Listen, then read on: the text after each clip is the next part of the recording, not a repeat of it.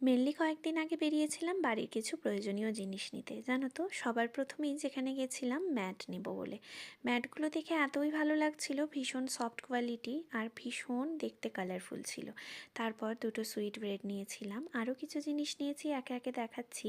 Green কালারের দুটো mat নিয়েছিলাম। আমার না দুটো রুমের সামনেই দুটো সেম কালারের ম্যাট পছন্দ ছিল।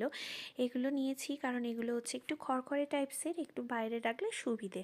সফট কোয়ালিটিরগুলো একদম বেডের সামনে রাখলে ফ্রন্টে ভালো লাগে। তো নিমকি, কাঠি ভাজা এগুলো নিয়ে ফিরলাম। তার সাথে জলের বোতল নিয়েছিলাম। পাশের রুমে, আমাদের রুমে সব রুমেই দুটো করে জলের বোতল লাগতো। প্রথমে দুটোই নিয়ে এসেছি আগে কোয়ালিটিগুলো চেক করার জন্য। দুটো আগের যে কালার ছিল সেরকম টাইপসেরই কিছুটা সেম কালার। তারপর কাজু নিয়ে এসেছিলাম। আমাদের তো রাইস বিরিয়ানি হতেই থাকে, তো এই জন্য বাসমতি রাইস নিয়ে এসেছিলাম, যেগুলো দুটো প্যাকেট একবারে বড় বাসমতি রাইসের প্যাকেট থেকে ওয়েট করে এই প্যাকেজিং করে দিয়েছিল। তারপর বাড়িতে এসেই সন্ধ্যেতে বাইরে যাই খাই, যাই কেনাকাটা করি, সব কিছুর মধ্যে চা না হলে আমার ঠিক এনার্জি হয় না।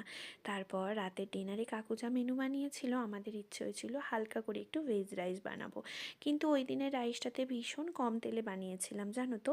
তো তারপরে না সুটি ভাজা মানে নিমকিগুলো দুটো বটলে ঢেলে দিয়েছিলাম। তোমাদের বলেছিলাম না বটলের কালারগুলো কিছুটা সিমিলার হয়েছে আগের মতো। কেমন হয়েছে জানিও কিন্তু। ভালো থেকো সবাই, আবার দেখা হবে।